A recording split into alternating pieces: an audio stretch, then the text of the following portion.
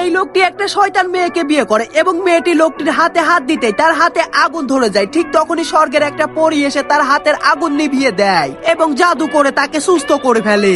এদিকে এই শয়তান মেয়েটি বারবার ছেলেটির ক্ষতি করার চেষ্টা করে, কিন্তু সে কোনোভাবে তার কিছু করতে পারছিল না এবং এই ছেলেটি শয়তান মেয়েটির দেওয়া আংটিটি খুলে ফেলে এবং সে স্বর্গের পরীটিকে ভালোবেসে তার সঙ্গে তার বাড়িতে চলে যায়। এবং এই ছেলেটি স্বর্গের পরীটির বাড়িতে গিয়ে জুতা পরে নোংরা পা নিয়ে তার ঘরের মধ্যে ঢুকে যায়, যার কারণে তার পুরো ঘরটি কাদা হয়ে যায়। কিন্তু স্বর্গের পরীটি তারপরও তাকে কিছুই বলে না।